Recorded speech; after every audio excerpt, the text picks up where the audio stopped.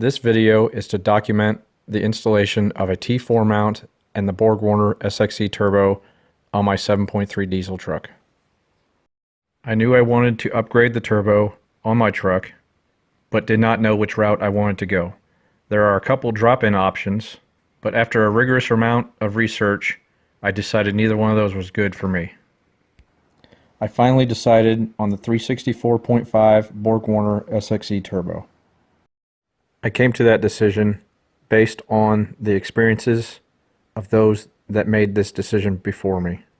Thanks to the FTE Forums, I was able to express my questions and concerns, where many people rose to the occasion to answer them. Special thanks to these individuals for addressing my questions and concerns, even if some of them are not running the Borg Warner turbo. I had initially thought that a ball bearing turbo would be far superior than a journal bearing turbo. This graph clearly shows that that is not always the case. The second hesitation I had with the SXE and T4 was the cost. You can see here, based on the parts listing which are required on the left and the parts listing that I actually had on the right, in combination with the sale of the OEM parts I removed, the cost is not that much higher than a drop-in turbo. After a lot of consideration, I selected this supercore and this turbine housing to go with my OEM injectors. I feel that if I want to step up to single shot injectors one day, this turbo would suit them well. I started the installation by removing the batteries. I tend to use blue painter's tape to mark all the plugs, cables, and anything else that needs to be reinstalled once the project is complete.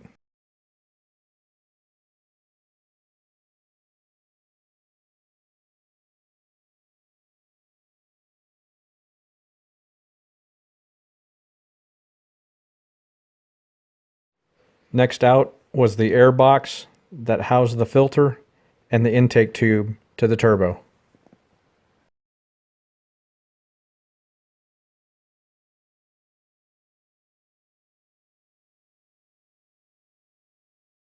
Don't forget to remove the air intake temperature sensor.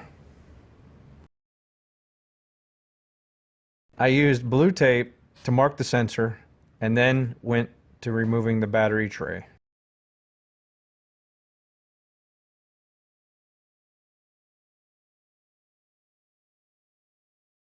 This is a good time to do any housekeeping or cleaning under the hood if needed.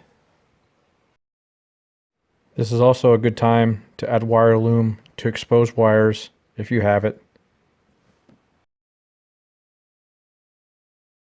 I decided to secure the sensor under the relay box because I was going to install a 6637 filter. I also made a little housing for the sensor.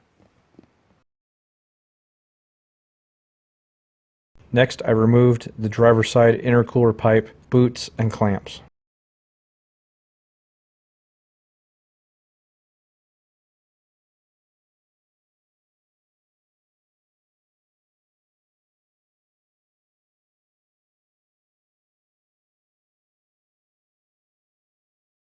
Next, I removed the map sensor bracket.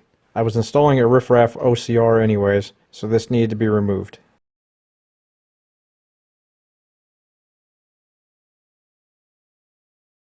I then removed the intercooler pipe, boots, and clamps on the passenger side.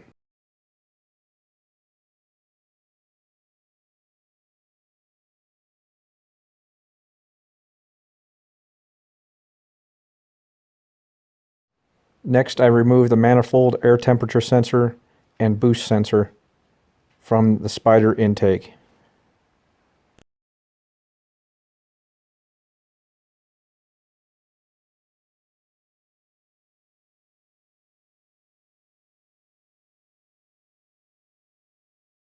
Next, I loosened the plenum clamps to the spider, and I removed the map sensor hose and loosened the spider to turbo clamp so that I could remove the spider intake.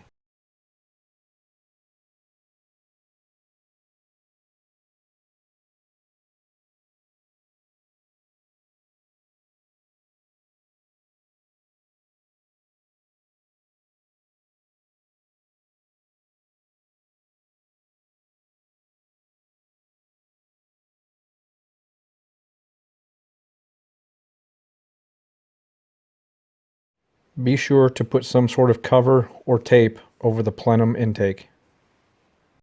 I then removed the rest of the turbo intake by loosening the clamps and bolts.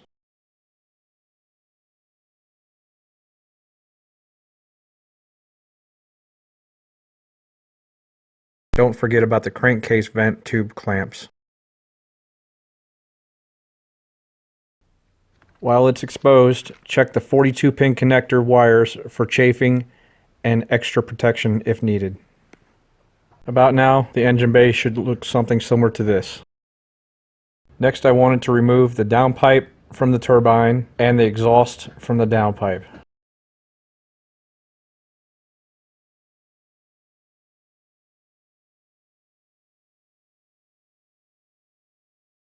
Next, I disconnected the up pipes from the turbo by loosening the clamp at the collector and the bolts from the manifold to the up pipes.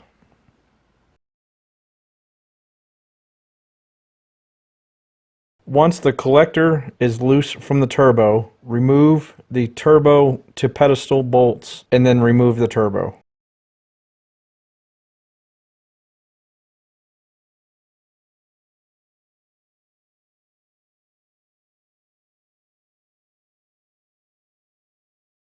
Once the turbo is out, you can get to the two collector and up pipe bolts either from the top or from the bottom with a long extension. Once those are removed, the up pipes should come out fairly easy.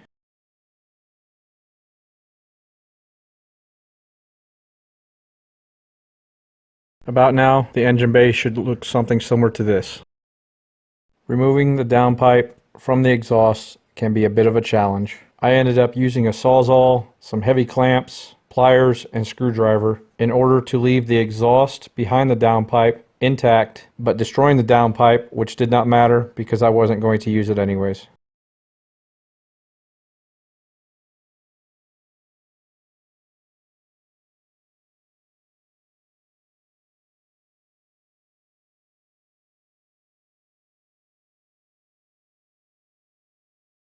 Now that the downpipe is out, the pedestal is free to come out.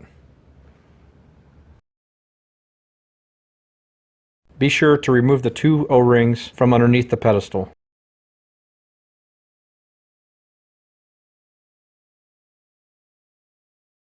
Remove the passenger side fuel line clamp. Find a good way to plug up the turbo oil supply and drain holes as well. Remove the engine hoist mount towards the rear of the engine. About now, the engine bay should look something similar to this. Now that all the applicable OEM parts have been removed, it is time to install the T4 kit and Borg Warner SXE turbo. There are several kits to choose from, but I chose the kit I did due to its affordability and some good friends that recommended it.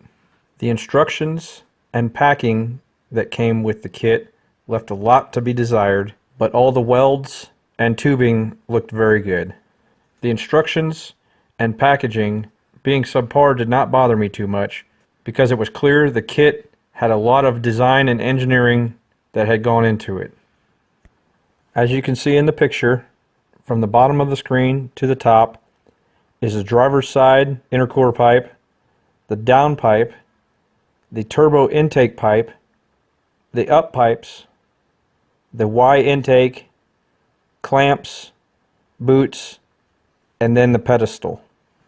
In an effort to keep the boots from blowing off the intercooler tube on the passenger side, I had some beads welded on the end. The new driver's side intercooler tube came with raised surfaces at the end.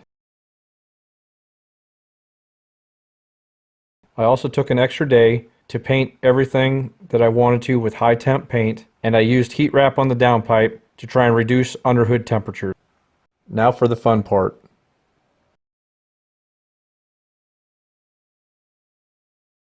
Install the turbine onto the supercore housing.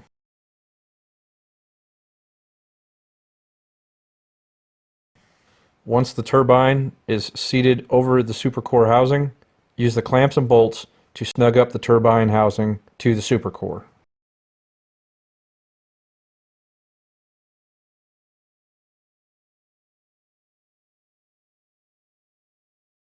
Some thread sealant is required for installation of the T4 kit. Grab the largest of the 3 fittings that comes with the kit, put some thread sealer on the threads, and install it into the pedestal. This is the oil drain line fitting for the turbo.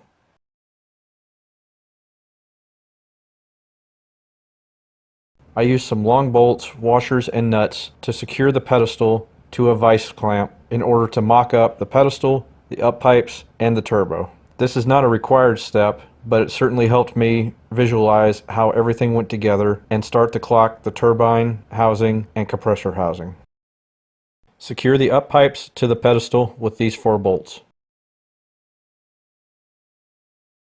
There are 2 smaller fittings. They are identical to each other. Grab one of those fittings, put some thread sealer on it, and install it into the top of the turbo center section where the diamond surface is at.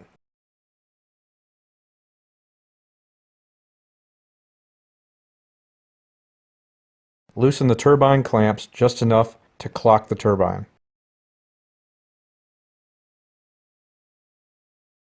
Spin the turbine housing so that the T4 inlet on the turbine is on the opposite side of the compressor.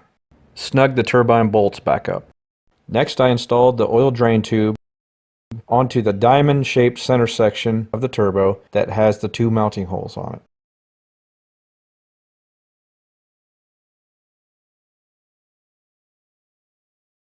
Move the turbo over to the up pipes and install the nuts on the studs.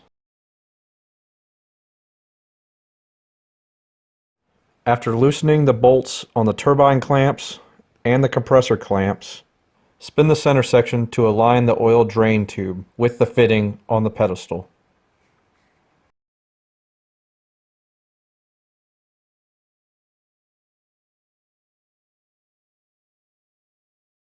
Snug up only the front clamp on the turbine.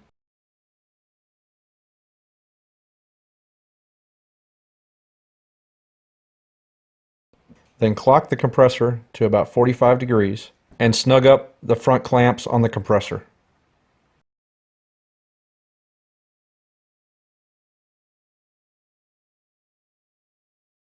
Mocking up the turbo, up pipes, and pedestal is now complete. Tear everything down.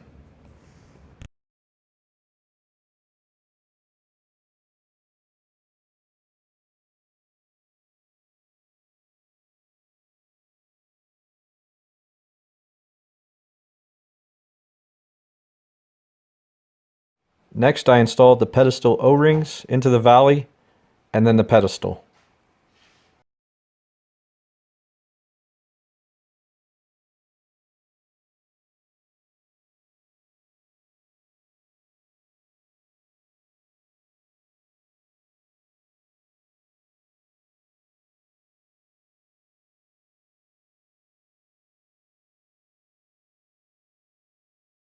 I decided to use washers under the 4 bolts that held the pedestal to the valley.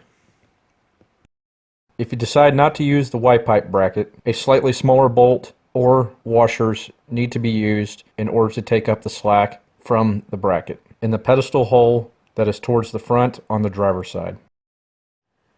Due to the routing and design of the passenger side fuel line, the up pipe bracket will come into contact with the line. In order to minimize this contact and protect the line, I wrapped it in rubber hose, then took a narrow pipe, cut it in half, and created a cradle for it. You can see here that the steel pipe is resting on one of the up pipe bolts that secures the up pipes to the pedestal. The rubber hose and steel pipe are held in place by 2 hose clamps. Next to be installed was the up pipes and T4 bracket.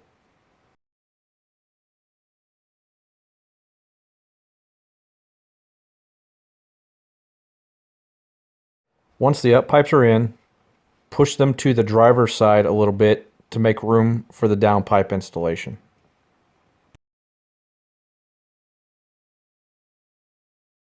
This is a very basic mock-up of how the down pipe would be mated up to the exhaust. The small pipe on the right represents the down pipe, which fits into the flex tube. Then the flex tube fits into the 4-inch exhaust, and the clamps will be applied at the appropriate places. Next, I installed the down pipe from the bottom up and secured the lower portion of it to the frame with a bungee cord. Once the downpipe is secured out of the way, the up pipes and T4 bracket can be secured to the pedestal and manifold. I used anti-seize on the bolts and nuts that go between the up pipes and the manifolds. With the up pipes fully installed to the manifold and to the pedestal, the engine valley should look something like this. Be sure to remember to put the gasket on the T4 mount before installing the turbo. Install the turbo onto the T4 mount studs.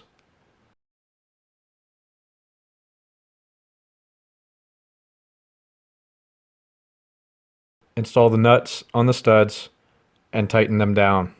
I used a t-shirt to catch any of the fasteners that may have fallen during installation.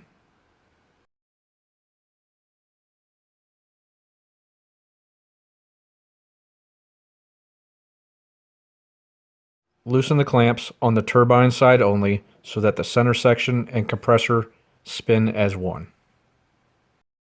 Connect the oil drain line to the fitting on the pedestal and tighten from the side.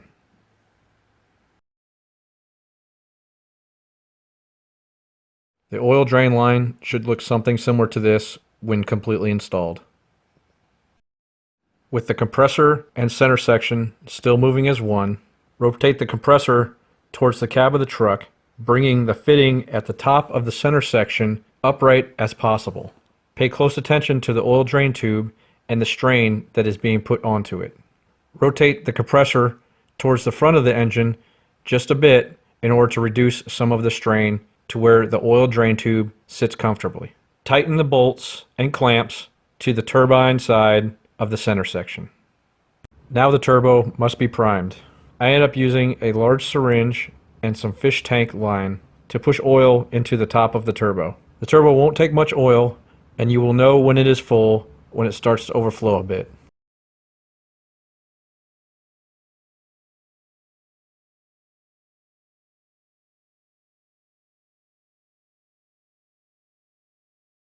Grab the last fitting, put some thread sealant on it, and install it into the pedestal just to the driver's side of the large fitting. Install the oil feed line onto that fitting and then onto the fitting at the top of the center section of the turbo that you just primed the turbo through.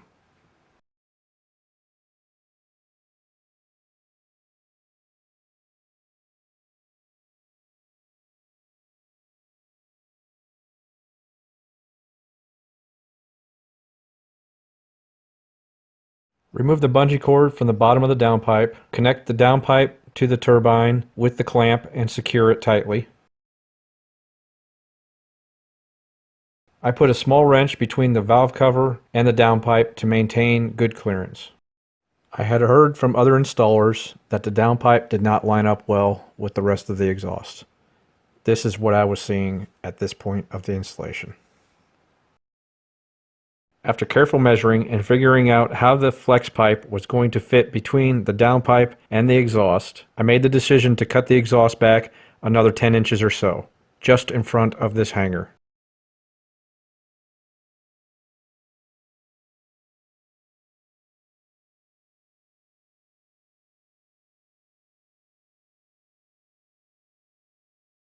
After cutting the exhaust back a few inches to just in front of the hanger, I realized this was the piece that was causing the downpipe to misalign with the exhaust. I prepared the exhaust and downpipe for the flex pipe mounting and secured everything tightly.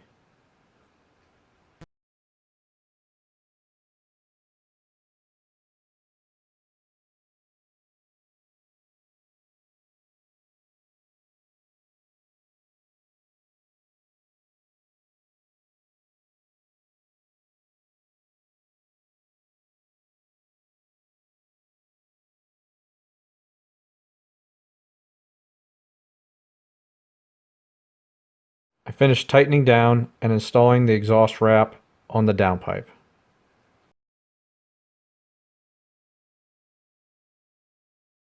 I had seen a lot of mixed reviews on the clearances on the downpipe between the firewall and the valve cover and how it aligned with the exhaust. I took many pictures to show that I had zero problems with clearing the firewall, valve cover, and mating up to the exhaust using the flex pipe.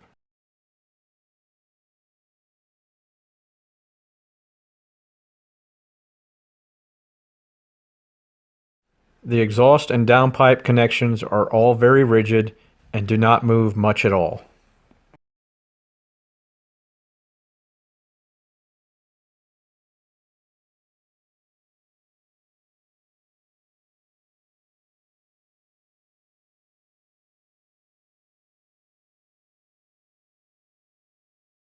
Next, I got the Y-pipe ready to install by first removing the bracket. Then I removed the map sensor hose fitting because I had a boost gauge that I needed to install as well. I installed the T-fitting for the boost gauge and then reinstalled the map sensor hose fitting onto that. I also installed the manifold air temperature sensor into the Y-pipe. I put thread sealant on each one of these fittings to ensure I had a good airtight fit.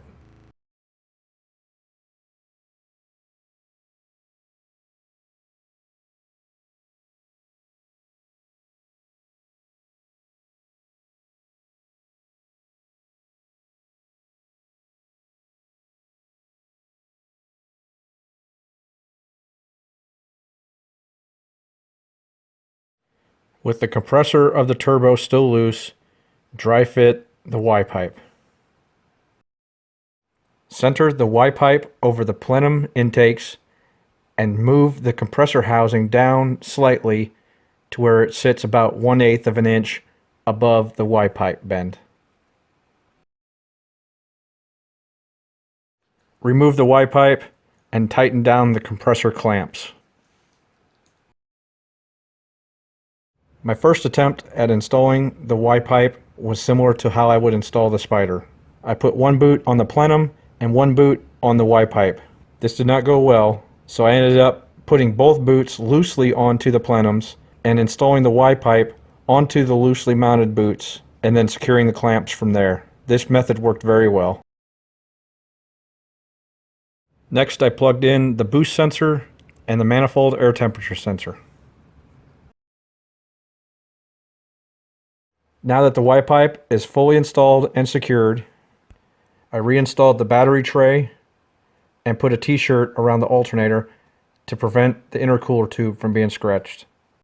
Next, I installed the boot on the intercooler driver's side and the driver's side intercooler tube.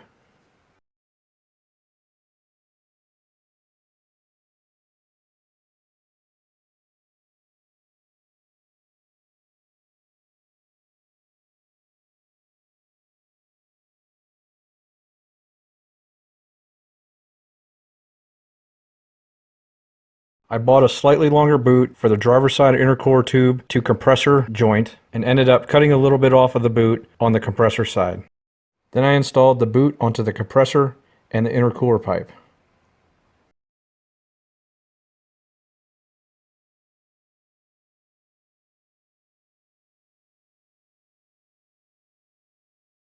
You can see here that when the intercooler pipe is properly installed, there is plenty of clearance behind the alternator and under the power steering hose. The only possible area I saw a problem was where the high pressure power steering line comes out of the reservoir. There was at least a 1/4 inch space between the pipe and the fitting, but I wanted to be sure that the pipe would not be damaged. I took the remaining portion of the boot that I cut off and made a cushion in case the pipe did impact or rub against the fitting.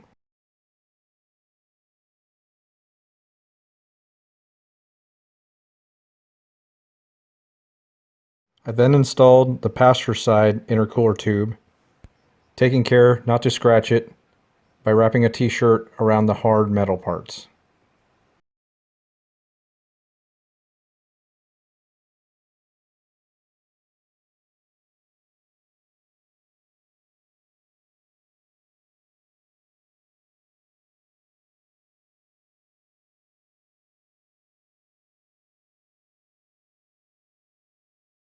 The turbo intake and filter were next.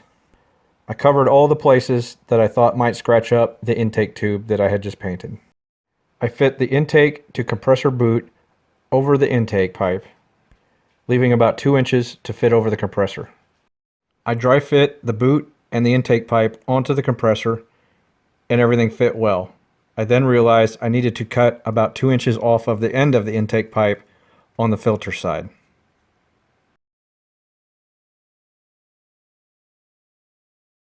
In order to bridge the gap between the end of the intake pipe and the filter, I cut up the OEM intake tube a bit. The OEM intake tube fits very tightly over the intake pipe. I made sure there was quite a bit of overlap and put a clamp on it. I needed to cut about 1 inch off of this coupler that goes between the OEM intake tube and the filter. This is what the finished intake from the compressor boot all the way to the filter looks like.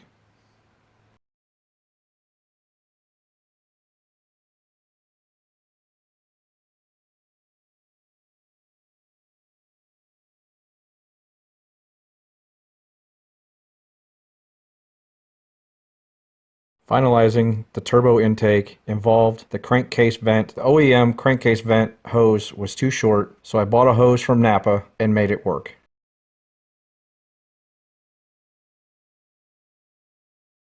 With the new hose installed and clamped down, the intake fit well.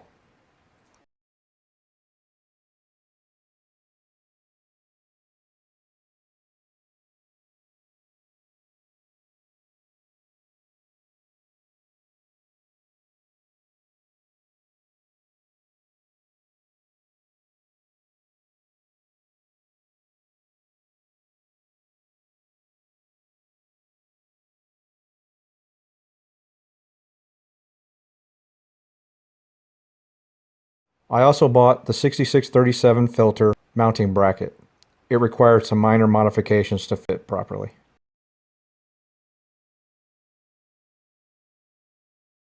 Here are a couple pictures of the filter and intake in their final mounting positions. Lastly, I needed to reinstall the map sensor, which in my case was the riffraff OCR.